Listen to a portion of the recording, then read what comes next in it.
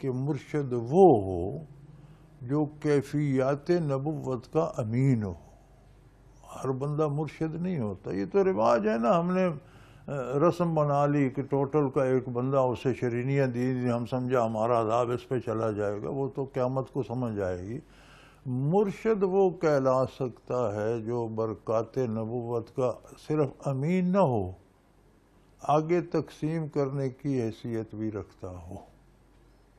صحیح. ایک آدمی پڑھا لکھا ہے لیکن پڑھا نہیں سکتا، کلاس نہیں لے سکتا. لیکن پڑھے لکھے بندے ہوتے ہیں، ایک تقریر کر سکتا ہے، ایک نہیں کر سکتا. مضمون لکھ سکتا ہے، تقریر نہیں کر سکتا. ایک تقریر کر سکتا ہے، مضمون نہیں لکھ سکتا. ایک پڑھا لکھا اچھی طرح پڑھا سکتا ہے، دوسرا نہیں پڑھا سکتا. اسی طرح برکات نبوت کے امین میں بھی کوئی ہوتا ہے جو آگے بھی تقسیم کر سکتا ہے، اور یہ بڑے نایاب قسم کے لوگ ہوتے ہیں. اگر نایاب نہ کہیں آپ تو کم یاب ضرور کہنا پڑے گا، کہ نہیں؟ بالکل صحیح. تو مرشد کی ضرورت ہوتی ہے برکات نبوت کو سینے میں سجانے کے لیے، اور وہ اس کے بغیر نہیں ملتی. صحیح. جو چیز سینے اطہر سے ملے گی اب وہ انہی لوگوں سے ملے گی جو اس امانت کے امین ہیں. بالکل صحیح بات. بالکل صحیح بات. آج ہمیں اس بندے کی ضرورت ہے جو 1450 سال بعد وہ کیفیات ہم تک پہنچائے جو صحابہ کرام رضوان اللہ علیہم اجمعین کو براہ راست نصیب ہوئی. سبحان اللہ. بے شک. پھر یہ سینہ بسینہ پہنچیں گی. اس نے کس سے حاصل کی، اس نے کس سے حاصل کی، اس نے یہ الا ھذا، یہ جس طرح حدیث کی سند ہوتی ہے، اسے شجرہ کہتے ہیں، یہ بھی بارگاہ رسالت تک پہنچے گا.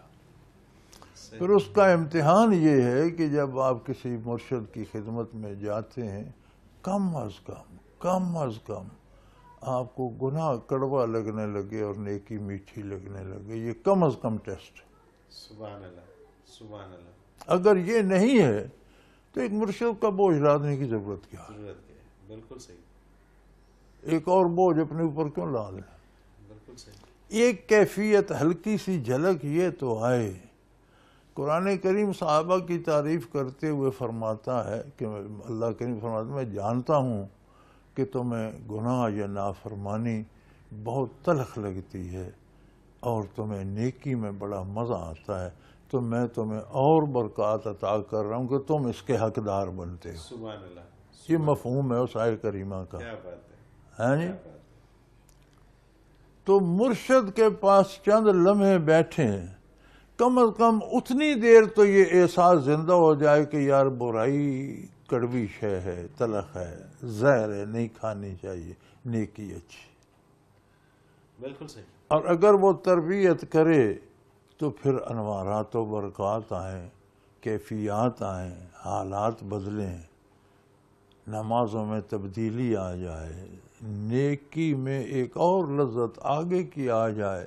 وہ صرف نیکی نہ رہے، اس میں پھر انوارات و برکات پیدا ہو جائیں.